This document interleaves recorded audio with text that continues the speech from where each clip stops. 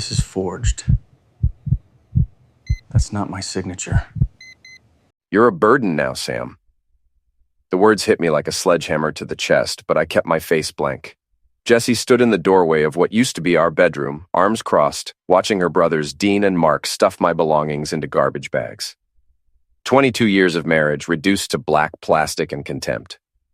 Real classy, Jess, I said, gripping the wheels of my chair. Using hefty bags for my things. What's next, putting me out with the recycling? Dean looked up from cramming my old baseball trophies into a bag. You got something to say, cripple? Dean. Jessie's voice carried a warning, but not the kind that used to protect me. This was different. This was her telling him to be more careful with the cruelty, not to stop it entirely.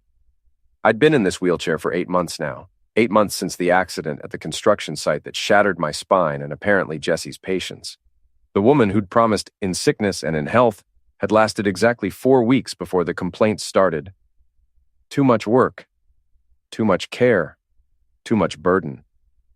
Mark emerged from the closet with an armload of my clothes, dropping them carelessly into another bag. Where are you going to go, Sam? Your mommy's place? He laughed like he'd made the joke of the century. The truth was, I didn't know. My mother lived in a one-bedroom apartment across town, surviving on Social Security and pride. My friends had been scarce since the accident. Turns out most drinking buddies don't stick around when you can't climb the stairs to Murphy's bar anymore. That's my business, I said. Everything in this house is my business now, Jessie said. The deed's in my name. Has been since you couldn't work anymore. That was news to me.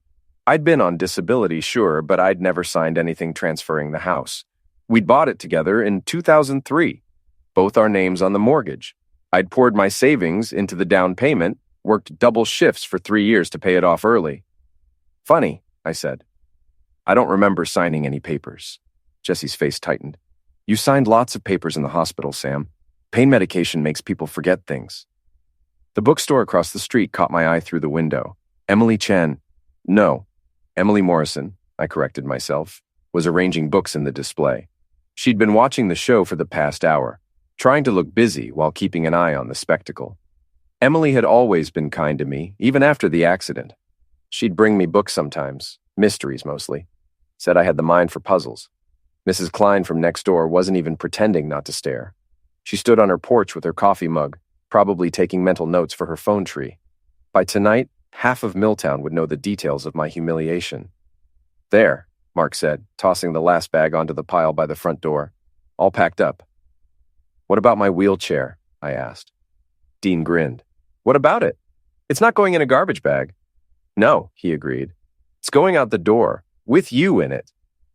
They wheeled me outside like I was a piece of furniture they were donating. The October air was crisp, cutting through my thin sweater. I hadn't thought to grab a coat, hadn't thought I'd need one for this conversation.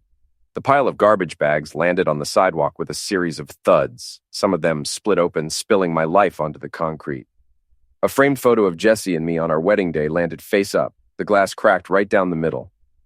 There you go, Dean said, dusting off his hands. All set. Wait, I said, I need my medications. They're in the bathroom cabinet. Jessie disappeared inside and returned with a small paper bag. She tossed it onto the pile of my belongings. Don't come back, Sam. I'm changing the locks tonight. This is still half my house, Jessie. Prove it, she said, and slammed the door. I sat there for a long moment, staring at the closed door.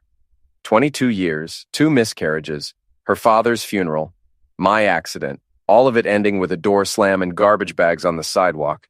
Mrs. Klein approached, her coffee mug still steaming. Sam, honey, are you all right? Just peachy, Mrs. K. You need me to call someone? Your mother. The humiliation burned in my throat. Yeah, that'd be good.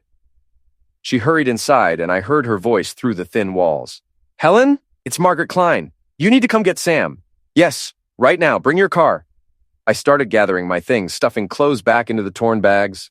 The medication bag had split too, pill bottles scattered across the sidewalk. Pain butchers, muscle relaxants, antidepressants, the pharmaceutical cocktail that kept me functional. I collected them one by one, checking labels, counting pills. Everything seemed to be there. Emily appeared beside me, kneeling to help gather the scattered items. Sam, I'm so sorry. Don't be. This isn't your problem. Still, she picked up the cracked wedding photo. 22 years? 22 years. She's making a mistake. I looked up at her. Emily was maybe 35, divorced, ran the bookstore her father had left her. She had kind eyes and steady hands, and she was the first person in months to treat me like I was still human. Maybe, I said, or maybe she's right. Maybe I am a burden. No, Emily said firmly. You're not. My mother's ancient Honda pulled up to the curb, and I saw her face through the windshield, shocked, angry, heartbroken. She got out slowly, her arthritis making every movement deliberate. Samuel, she said, and that was all. Just my name, loaded with 20 years of disappointment in the woman she'd never quite approved of. Hi, Mom. We'll get you sorted out, she said. Emily, thank you for helping. Of course, Mrs. Patterson. It took 20 minutes to load everything into Mom's car and the back of Emily's pickup truck. I transferred into the passenger seat, folding my wheelchair into the back. As we drove away, I saw Jessie watching from the upstairs window. She didn't wave. You can stay as long as you need, Mom said. It's a one-bedroom apartment, Mom. The couch pulls out. We'll manage. I nodded, not trusting my voice. Through the side mirror, I watched my house, my former house, shrink into the distance. Mrs. Klein was already on her phone. Sam, Mom said quietly. What really happened? She got tired of taking care of me. That's not what I mean. The house. She said the deed was in her name. Apparently I signed papers in the hospital. I don't remember. Mom's hands tightened on the steering wheel. You were on morphine for 3 weeks. You couldn't have signed anything legally binding. Tell that to Jessie. I will, Mom said grimly. I'll tell that to everyone who needs to hear it. We pulled up to Mom's apartment complex, a tidy brick building from the 1970s. The elevator was broken, as usual, but her apartment was on the ground floor. Small mercies. As she unlocked the door, I realized something that made me smile for the first time all day. Jessie thought she'd won. She thought she'd gotten rid of the burden, kept the house, and moved on with her life. But Jessie had always been too clever for her own good, and she'd just made her first mistake. I didn't remember signing papers in the hospital, but I remembered everything else, including the conversation I'd overheard between her and her brothers 3 weeks ago, when they thought I was asleep. The conversation about selling the house and splitting the money 3 ways. Good luck with that, genius. You're going to need my signature for that, too. The pull-out couch in Mom's living room was about as comfortable as sleeping on a park bench, but it beat the sidewalk. I'd been there 3 days, and the walls were already closing in. Mom tried to give me space, but in 600 square feet, space was a luxury neither of us could afford. I'm going to the bookstore, I announced after breakfast. Good, Mom said, not looking up from her crossword puzzle. Emily seems like a nice girl. She's just a friend, Mom. I didn't say she wasn't. The October morning was crisp and clear, the kind of day that used to make me want to work outside. Now it just reminded me of everything I couldn't do anymore. I wheeled myself down the sidewalk, dodging cracks and uneven pavement. The city of Milltown wasn't exactly ADA compliant. Morrison Books sat on the corner of Main and 3rd, a narrow building squeezed between a pizza joint and a vacant storefront that used to be a hardware store. Emily had painted the front door red last spring, a splash of color in an increasingly gray downtown. The bell chimed as I pushed through the door. Emily looked up from behind the counter, where she was processing a stack of new arrivals. Sam, how are you settling in? Like a sardine in a matchbox, but I'm managing. I navigated between the narrow aisles to the counter. You busy? Never too busy for a friend. Coffee? Please. She poured 2 cups from the pot she kept behind the register. The coffee was always good at Emily's place. She bought the beans from a roaster in Albany, one of the few luxuries she allowed herself. I've been thinking about what happened the other day, she said, settling onto a stool behind the counter. About the house. Yeah? My brother Ben is a lawyer, real estate mostly, but he handles other things too. I told him what you said about not remembering signing papers. I appreciate the thought, Emily, but I can't afford a lawyer right now. That's the thing. Ben owes me a favor, a big one. He'd probably take a look at your situation for free. I sipped the coffee, considering. What kind of favor? The kind where I didn't tell his wife about the gambling problem until after he'd gotten help for it. Ah, he's clean now, 2 years, but he remembers who helped him when things got bad. The door chimed, and Mrs. Klein bustled in, making a beeline for the romance section. She nodded to me with the kind of exaggerated sympathy reserved for the recently bereaved. Sam, honey, how are you holding up? One day at a time, Mrs. K. That Jessie, she said, shaking her head. I always thought there was something cold about that girl. And those brothers of hers, rough types. Emily and I exchanged glances. Mrs. Klein was the unofficial news network of Milltown. If you wanted information to spread, you told Margaret Klein. If you wanted information gathered, you listened to Margaret Klein. They seem to have strong opinions about a lot of things, I said carefully. Oh, they do indeed. Dean was at Murphy's bar last night, telling anyone who'd listen how they'd finally gotten rid of the dead weight. She lowered her voice conspiratorially. Used those exact words, dead weight. The coffee turned bitter in my mouth. Did he now? He was buying rounds too. Celebrating, he said. Mark was there too, talking about how they were going to fix up the house and sell it. Make an ending in this market. Emily leaned forward. They're planning to sell Sam's house? Well, that's what they said. Of course, I don't know anything about the legalities. Mrs. Klein selected a paperback with a shirtless man on the cover. I just know what I hear. After she left, Emily turned to me with fire in her eyes. They can't sell your house without your signature. Apparently, they think they can. Then we need to talk to Ben.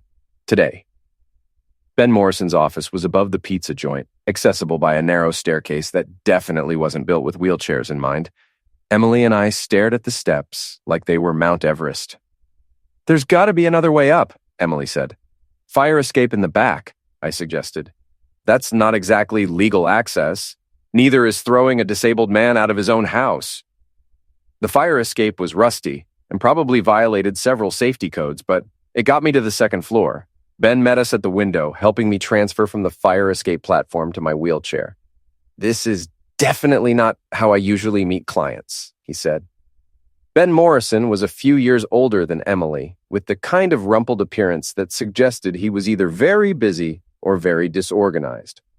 His office matched papers stacked everywhere, law books with broken spines, a coffee maker that looked like it belonged in a museum. Emily tells me you're having some property issues, he said, settling behind his desk. I explained the situation, the accident, the eviction, Jessie's claim about the deed, the mysterious papers I'd supposedly signed in the hospital. Ben listened without interrupting, occasionally making notes on a yellow legal pad. Do you have any paperwork from the hospital? He asked when I finished. Some insurance stuff, nothing about property. What about the original deed to the house? Jessie has all that stuff. Had it anyway. It's probably locked up somewhere now. Ben leaned back in his chair, which squeaked ominously. Here's the thing, Sam. Even if you did sign something in the hospital, there are laws about signing legal documents while under the influence of medication. If you were on morphine or other heavy painkillers, any signature could be challenged. So I might still own half the house? You might own all of it, depending on how the original deed was written. If it was joint tenancy with right of survivorship, she'd inherit your half if you died. But if it was tenancy in common, she'd need your signature to sell. Emily leaned forward. How do we find out? We start with the county clerk's office. All property deeds are public record. We can see exactly what's on file for your address. And if the deed's been changed, then we look at when it was changed and under what circumstances. If someone forged your signature or coerced you while you were incapacitated, that's fraud. The word hung in the air like smoke. Fraud. It sounded serious, criminal even. What would that mean for Jessie? I asked. If we can prove fraud, civil penalties definitely. Possibly criminal charges, depending on how the DA feels about it. I thought about Jessie's face when she'd thrown my medication bag onto the pile of garbage bags. The cold satisfaction in her eyes. The way she'd slammed the door without looking back. How much would this cost? I asked. For the initial research, nothing. Emily's right. I owe her a favor. If we find something actionable, we'll talk about fees then. But, Sam, I have to ask, what's your end goal here? Do you want the house back? Do you want to force a sale and split the proceeds? Do you want revenge? The question caught me off guard. What did I want? I want my life back, I said finally. I can't give you that, Ben said gently, but I might be able to give you some justice. That'll do for a start. We spent the next hour going over details, dates, names, timeline of events. Ben made copies of what paperwork I had, including my discharge summary from the hospital. By the time we finished, it was late afternoon. I'll start with the county clerk tomorrow, Ben said. Should have some answers by the end of the week. As Emily and I made our way back down the fire escape, I felt something I hadn't experienced in months. Hope.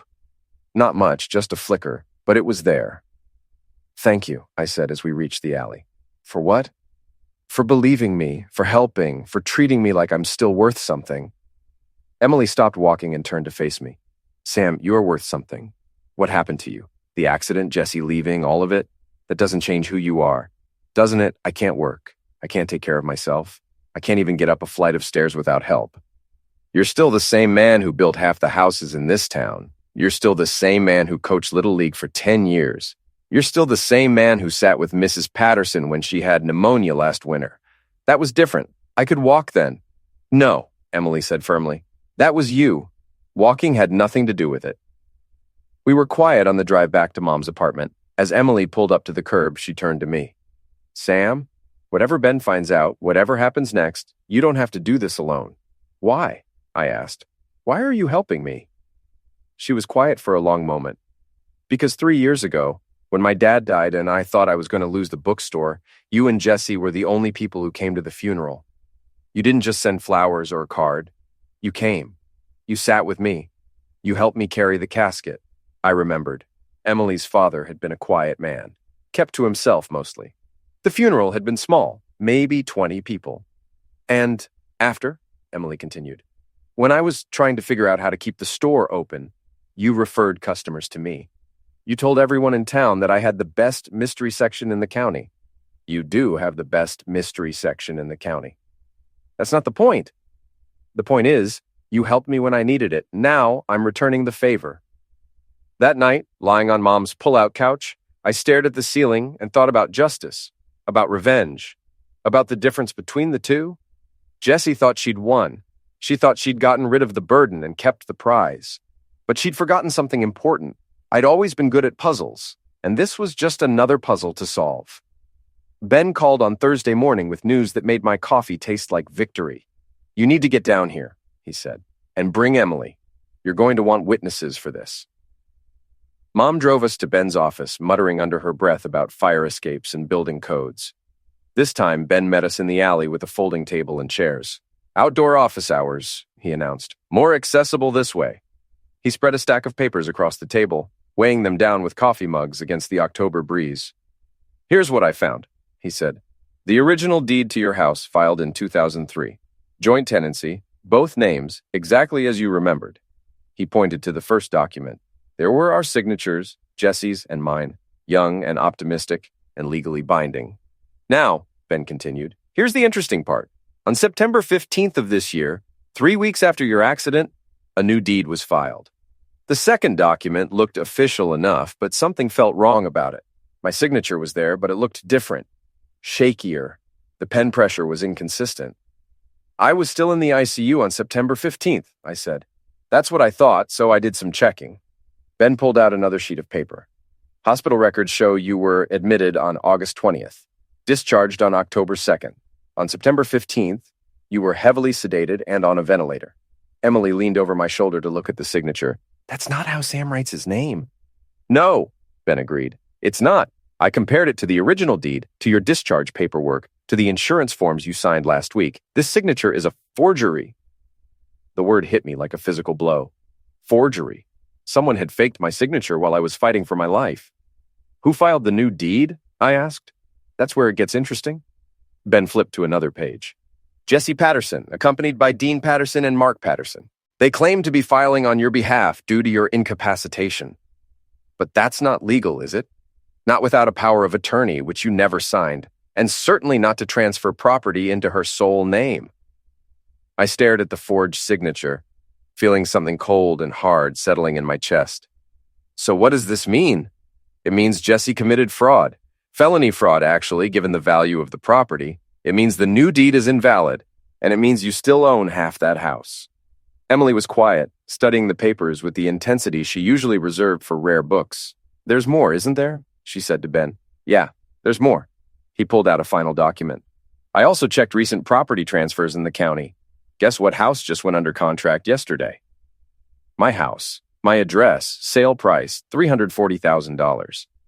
She's selling it, I said. She's trying to sell it, but here's the beautiful part. She can't. Not legally. Not without your signature on the deed and your signature on the sales contract.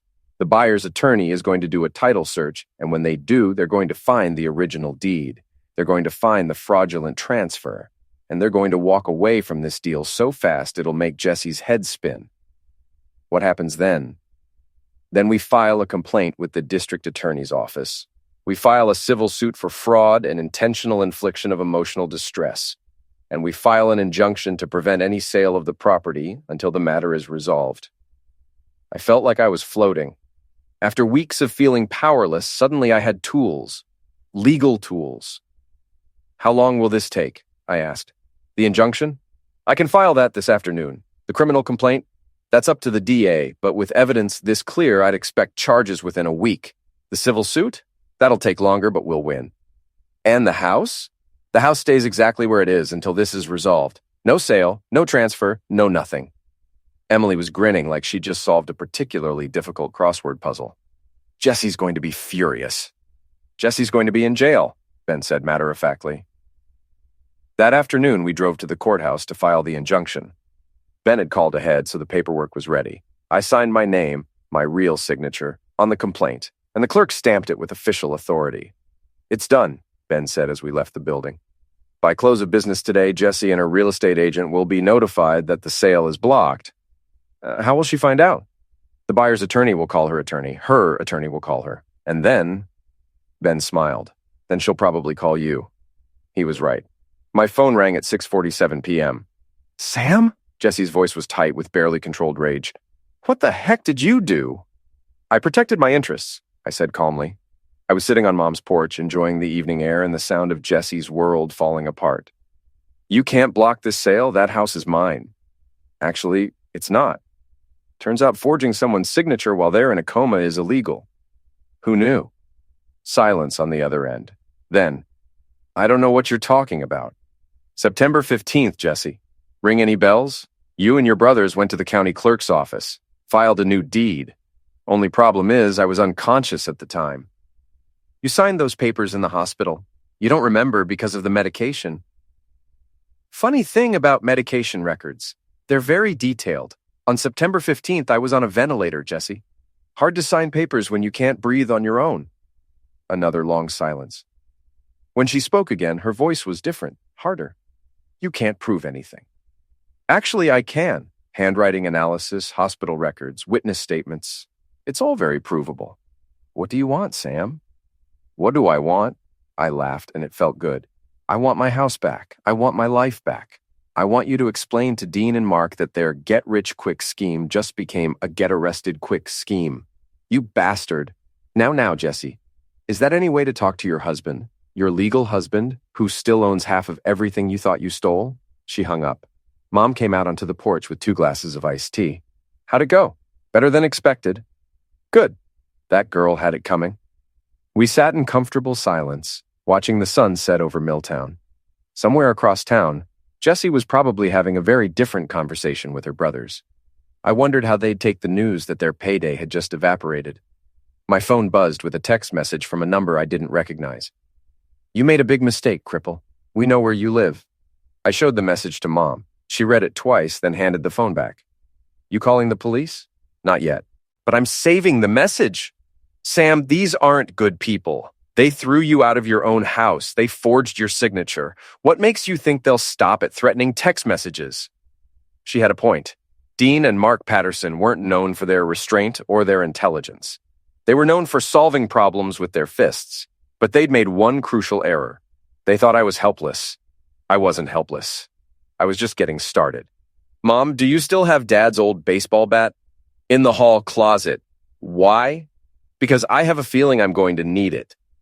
That night, I called Emily and told her about the threatening text.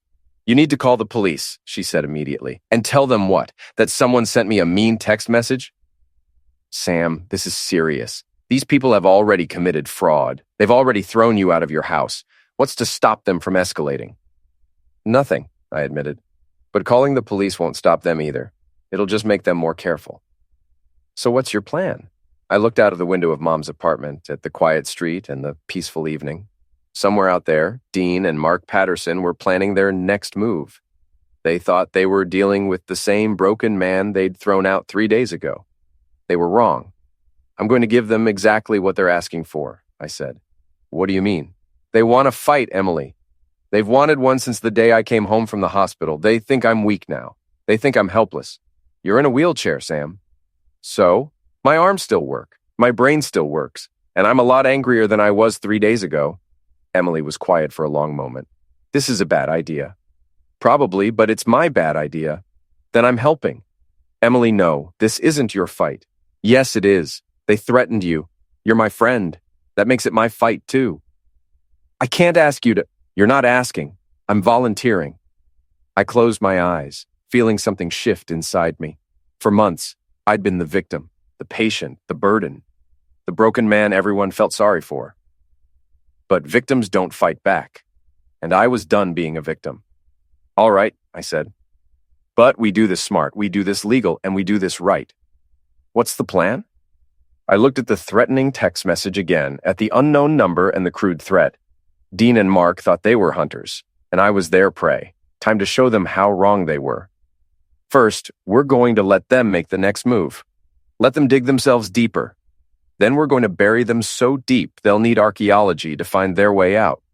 And if they try to hurt you, I thought about Dad's baseball bat in Mom's closet, about the upper body strength I'd built during months of physical therapy, about the rage that had been building since the day Jesse called me a burden. Then they're going to learn that being in a wheelchair doesn't make me helpless, I said. It just makes me fight differently. They came on Saturday night. I was ready. I'd spent Friday preparing and moving Mom to her sister's house for the weekend, positioning myself with a clear view of the street, keeping Dad's old Louisville Slugger within reach. Emily was parked 2 blocks away with her phone ready to call emergency. At 11:30 p.m., a pickup truck rolled slowly down the street with its headlights off. It stopped 3 houses down from Mom's apartment building. 2 figures got out, big men, moving with the exaggerated stealth of people who thought they were being clever. Dean and Mark Patterson, right on schedule. I'd been thinking about this moment for 2 days, running through scenarios and possibilities. They'd come at night, probably drunk, definitely angry about the block's sale. They'd try to intimidate me, maybe rough me up a little. Nothing too serious. They weren't butchers, just bullies who'd never learned to handle frustration. But bullies, I'd learned, were predictable. And predictable people made mistakes. I watched them approach the building, stumbling slightly in the darkness. Dean carried something in his right hand, a tire iron maybe, or a crowbar. Mark had a bottle that caught the streetlight. Beer, probably. Liquid courage for what they thought was going to be easy work. They tried the front door first, found it locked, then made their way around to the back. I heard them talking in loud whispers, the kind of stage whispers drunk people think are quiet. Ground floor, right? Yeah, 3rd window from the corner. You sure he's here? His mom's car's in the parking lot. Wrong. Mom's car was at her sister's house. The car in the parking lot belonged to Mrs. Chen from 2B who drove the same model Honda. But I wasn't going to correct them. I heard them at the back window, trying to jimmy it open. The window was unlocked. I'd made sure of that. After a few minutes of fumbling, they managed to slide it up. Dean's head appeared first, silhouetted against the night sky. He looked around the dark apartment, then whispered back to Mark. Coast is clear. He's probably asleep. He climbed through the window with surprising grace for a man his size. Mark followed, less gracefully, knocking over a plant stand in the process. Smooth, Dean hissed. Shut up. They stood in Mom's living room, letting their eyes adjust to the darkness. I was in the kitchen, hidden behind the breakfast bar, watching them through the pass-through window. They couldn't see me, but I had a perfect view of them. Where is he? Mark whispered. Bedroom's probably back there. They crept toward the hallway, and I made my move. I rolled out from behind the breakfast bar, flicked on the living room lights, and said in my most conversational tone, Looking for someone? They spun around, startled. Dean still had the tire iron. I'd been right about that. Mark clutched his beer bottle like a tool. Surprise, I said, though not really, since you texted me your intentions yesterday. We came to talk, Dean said, but his grip on the tire iron suggested otherwise. By breaking into my mother's apartment at midnight, interesting conversation strategy. Mark took a step forward. You cost us a lot of money, cripple. Actually, Jessie cost you a lot of money when she committed fraud. I just pointed it out to the appropriate authorities. That house should have been sold by now, Dean said. We had plans for that money. I bet you did. What was the split going to be? 3 ways, or was Jessie planning to cut you out too? The brothers exchanged glances. Interesting. Apparently there'd been some discussion about the money distribution. Doesn't matter now, Mark said. You're going to call your lawyer. Tell him to drop the injunction. Or what? Dean raised the tire iron. Or we're going to teach you some manners. Ah. I reached beside my chair and pulled out Dad's baseball bat. See, that's where you made your first mistake. What mistake? Dean laughed. You're in a wheelchair, Sam. What are you going to do, run us over? No, I said, and swung the bat in a wide arc that caught Mark's beer bottle and shattered it against the wall. I'm going to beat you with a Louisville slugger until you rethink your life choices. The room went very quiet. Mark stared at the broken bottle in his hand, then at the bat in mine. You can't fight us both, Dean said, but he sounded less certain now. Want to bet? Here's what Dean and Mark didn't understand about being in a wheelchair. It doesn't make you weak. It makes you adapt. For 8 months, I'd been building upper body strength, learning to move differently, thinking about leverage and positioning in ways I never had to before. And here's what they really didn't understand. I had nothing left to lose. Dean came first, swinging the tire iron in a clumsy overhead arc. I rolled backward, letting the iron whistle past my face, then drove forward and brought the bat up between his legs. He doubled over with a sound like a deflating balloon. Mark tried to grab me from behind, but I spun the chair and caught him across the shins with the bat. He stumbled, cursing, and I hit him again, this time across the ribs. Stop! Dean gasped from the floor. Jesus, stop! You came into my mother's home, I said, breathing hard. You threatened me. You brought tools. And now you want me to stop? Mark was on his knees, clutching his side. We weren't going to really hurt you. No? Then what was the tire iron for? Home improvement? Dean struggled to his feet, still bent over. Look, we'll leave. We'll forget this happened. Oh, you'll leave, I agreed. But first we're going to have that conversation you mentioned. I rolled over to the coffee table and picked up my phone. Emily? Yeah, it's me. They're here. No, I'm fine. They're not. Yes, call Detective Rowan. Tell him we have a breaking and entering in progress. Wait, Mark said. You can't call the cops. Why not? You broke into my mother's apartment. You threatened me with tools. You attempted assault. We'll tell them you attacked us first, Dean said. I laughed. Really? You're going to tell the police that a man in a wheelchair attacked 2 able-bodied men who broke into his home. Good luck with that story. The sound of sirens in the distance cut through the night air. Dean and Mark looked at each other with the dawning realization that their simple intimidation plan had gone very wrong. Sit down, I said, gesturing with the bat. Both of you, on the couch. We're not. Sit down, or I'm going to assume you're still threatening me and defend myself accordingly. They sat. Good. Now, let's talk about your sister's little fraud scheme. We don't know anything about fraud, Mark said. Sure you don't. You just happened to be at the county clerk's office when she filed the fake deed. You just happened to be celebrating at Murphy's bar when the house went under contract. Pure coincidence. The sirens were getting louder. Dean looked toward the window nervously. Here's what's going to happen, I continued. The police are going to arrest you for breaking and entering. You're going to be charged. You're going to have to hire lawyers. And while you're dealing with that, the district attorney is going to file fraud charges against Jessie. She's our sister, Dean said. She's a criminal. And so are you, apparently. Detective Rowan was the first through the door, followed by 2 uniformed officers. He took in the scene, me in my wheelchair holding a baseball bat, 2 large men sitting on the couch looking defeated, broken glass on the floor. Evening, Sam, he said. Having a party? Just a little home invasion, detective. Nothing fancy. Rowan had been a cop in Milltown for 15 years. He knew the Patterson brothers, knew their history of bar fights and petty theft. He also knew me, knew I wasn't the type to cause trouble. They break in through the back window, he asked. Yep. Brought their own tools, too. I pointed to the tire iron on the floor. We were just talking to him, Dean protested. At midnight, through a window with a tire iron? Rowan shook his head. Dean, you're dumber than your brother, and that's saying something. It took an hour to process the scene, take statements, and arrest the Patterson brothers. They were charged with breaking and entering, attempted assault, and criminal threatening. Bail was set at $5,000 each. As the police cars pulled away, Emily arrived with coffee and concern. "Are you hurt?" she asked. "Just my pride. I let them get closer than I should have." "You handled 2 armed men by yourself, Sam.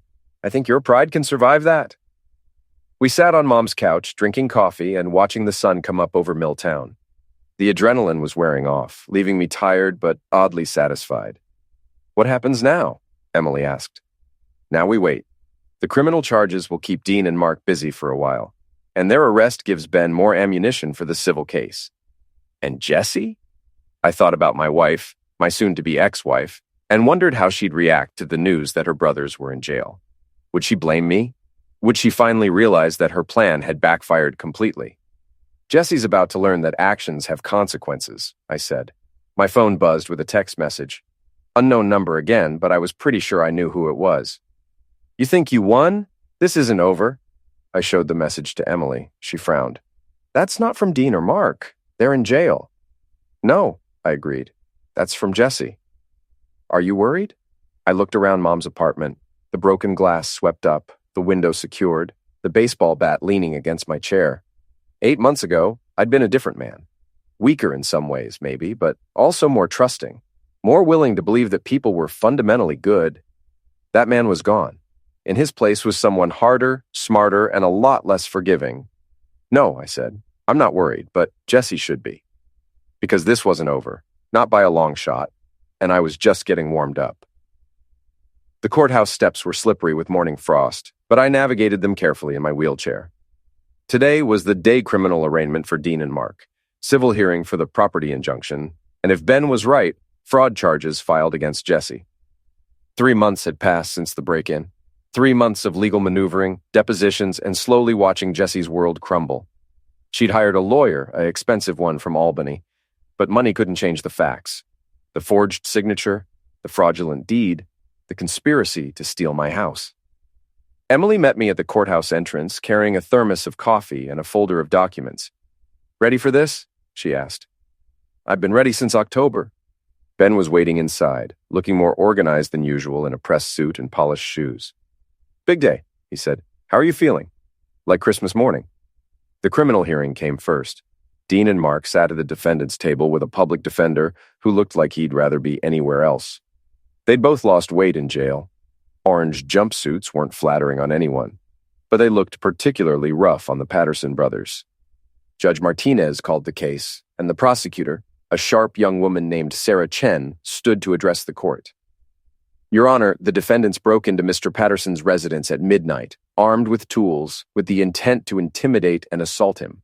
This was not a spontaneous act, but part of a pattern of harassment related to an ongoing property dispute." The public defender did his best, talking about first-time offenses and family circumstances, but the evidence was overwhelming. Security camera footage from the apartment building, the tire iron with Dean's fingerprints, my testimony about the threatening text messages. "The defendants will serve 6 months in county jail," Judge Martinez announced, followed by 2 years probation. They are also ordered to have no contact with Mr. Patterson or his family. 6 months.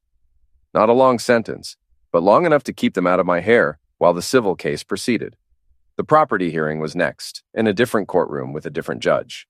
This time, Jessie was there with her expensive lawyer, a silver-haired man in a $1,000 suit, who looked like he specialized in making problems disappear. But some problems don't disappear just because you throw money at them. Ben presented our evidence methodically: the original deed, the forged signature, the hospital records proving I was unconscious when the fraudulent transfer occurred. Jessie's lawyer tried to argue that the signature was legitimate, that I'd had lucid moments in the hospital, that the transfer was done with my knowledge and consent. Judge Williams wasn't buying it. "The handwriting analysis clearly shows this signature is a forgery," she said, holding up the expert's report. "The hospital records confirm Mr. Patterson was heavily sedated and on a ventilator on the date in question. The fraudulent deed is hereby declared null and void. The original joint tenancy is restored." Jessie's face went white. Her lawyer whispered something in her ear, but she shook her head angrily. "Furthermore," Judge Williams continued, "I'm referring this matter to the District Attorney's Office for Criminal Prosecution. Mrs. Patterson, you are advised to retain criminal counsel immediately." As we left the courthouse, Ben was practically bouncing with excitement. "That went better than I hoped. he said. The judge was pissed about the forgery. Really pissed. What happens next? Next, we file the civil suit for damages. Fraud, intentional infliction of emotional distress, conspiracy. We're going to take her for everything she's worth. Emily squeezed my shoulder. How does it feel to have your house back? Like justice, I said. But we're not done yet. That afternoon, I drove to my house. My house for the first time in 3 months. Jesse's car was gone from the driveway, but the front door was still locked. I had to call a locksmith to get in. The house felt different, smaller somehow. Jessie had changed things. New curtains, different furniture arrangement, pictures of her brothers on the mantel where our wedding photos used to be. It was like walking through a museum exhibit of my former life. I found the box of our old papers in the basement, exactly where I'd left it. Marriage certificate, insurance policies, tax returns, and the original deed to the house signed in 2003 when we were young and optimistic and thought we'd grow old together. My phone rang. Jessie's number. Hello, Jessie. Sam! Her voice was tight with controlled fury. I hope you're happy. Getting there. You've destroyed my life. My brothers are in jail. I'm facing criminal charges. I had to sell my car to pay for a lawyer. Actions have consequences, Jessie. You taught me that. I never meant for things to go this far. You forged my signature while I was in a coma. You stole my house. You had your brothers threaten me. How far did you think things would go? Silence on the other end. Then, what do you want, Sam? Money? I'll split the house sale with you, 50-50. We can both walk away from this. I don't want to walk away, Jessie. I want to finish what you started. What do you mean? I mean the civil suit. I mean the criminal charges. I mean watching you explain to a jury why you thought it was okay to steal from your disabled husband. You bastard. You know what the funny thing is, Jessie? If you just asked for a divorce, I probably would have given you the house. I would have been grateful for anything that let me keep some dignity. Sam, but you didn't want a divorce. You wanted me gone, erased. Like I'd never existed. Like 22 years of marriage meant nothing. That's not... You called me a burden, Jessie. You threw me out like garbage. You forged my signature while I was fighting for my life. And now you want to negotiate? I hung up. 2 weeks later, the district attorney filed criminal charges, fraud in the first degree, conspiracy, and forgery. Jessie was arrested at her apartment, processed, and released on bail. The local newspaper ran the story on the front page. Local woman charged with defrauding disabled husband. Mrs. Klein called me that evening, practically vibrating with excitement. Sam, honey, have you seen the paper? I have, Mrs. K. That Jessie's picture is right there on the front page, looking like she swallowed a lemon. I noticed. Serves her right, if you ask me. What kind of woman steals from her own husband? The kind who thinks she can get away with it. The civil trial was scheduled for spring. Ben was confident we'd win. The evidence was overwhelming, and Jessie's criminal charges made her a very unsympathetic defendant. We were seeking damages for the fraudulent transfer, the forced eviction, emotional distress, and attorney fees. How much are we talking about? I asked. Conservative estimate, $200,000. If the jury's really angry, maybe more. $200,000. More money than I'd ever had at one time. Enough to renovate the house for wheelchair accessibility, maybe start a small business. Definitely enough to live comfortably for the rest of my life. But it wasn't about the money anymore. It was about something more fundamental. It was about proving that actions have consequences. That you can't just throw people away when they become inconvenient. That being in a wheelchair doesn't make me less than human. The criminal trial came first. I testified for 2 hours, telling the jury about the accident, the recovery, the forged signature, the eviction. Jessie's lawyer tried to make me look vindictive, but the evidence spoke for itself. The jury deliberated for 3 hours and came back with guilty verdicts on all counts. Jessie was sentenced to 2 years in prison, suspended to 6 months with 5 years probation. She was also ordered to pay restitution, the full value of the house. I watched her face as the verdict was read. She looked older, smaller, defeated. For a moment, I almost felt sorry for her. The civil trial was a formality. With criminal convictions on the record, Jessie's lawyer advised her to settle. We negotiated for a week and reached an agreement. Jessie would sign over her half of the house to me, pay $150,000 in damages, and waive any claim to my disability benefits or pension. On a warm day in May, nearly 8 months after she'd thrown me out with the garbage, I sat in Ben's office and watched Jessie sign the papers that ended our marriage and transferred everything to me. She looked up as she finished signing. "Are you satisfied now?" "Getting there," I said. "I hope it was worth it. Destroying our marriage, sending me to jail, taking everything I had." "I didn't destroy our marriage, Jessie. You did that when you decided I was a burden. You'll never forgive me, will you?" I thought about that question for a long moment. Forgiveness was supposed to be noble, healing, the right thing to do, but some things didn't deserve forgiveness. "No," I said finally. "I won't." She left without another word. Emily was waiting in the hallway outside Ben's office. "How do you feel?" she asked. "Free?" We went to Murphy's bar to celebrate. The same bar where Dean had bragged about getting rid of the dead weight. The bartender, a guy named Tommy who'd known me for years, bought us around. "Heard about the trial," he said. "That took guts, Sam, fighting back like that." "Sometimes fighting back is all you have left." Emily raised her glass. "To justice." "To justice," I agreed. That evening, I sat on the porch of my house, legally and completely now, and watched the sun set over Milltown. Mrs. Klein was in her garden, probably planning her next phone tree update. Emily was at the bookstore, closing up for the day. Mom was at her sister's, playing cards and telling anyone who'd listen about her son who'd beaten the system. My phone buzzed with a text message. Unknown number. "Congratulations! You won." I stared at the message for a long moment, then typed back, "Yes, I did." The response came immediately. Was it worth it? I looked around at my house, my life, my future. 8 months ago, I'd been a broken man with nothing left to lose. Tonight, I was something different. Harder, maybe. Less trusting, certainly. But also stronger in ways I'd never imagined. I typed my final message. Ask me in 10 years. Then I blocked the number and went inside. Because Jessie was right about one thing. I had won. I'd won my house back. I'd won justice. I'd won the right to be treated like a human being instead of a burden. But most importantly, I'd won something I thought I'd lost forever in that hospital bed.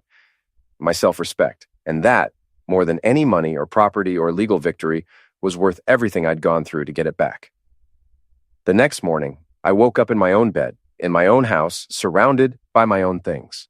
For the first time in almost a year, I felt like I was home. Emily called around noon. "What are you doing today?" "Nothing special."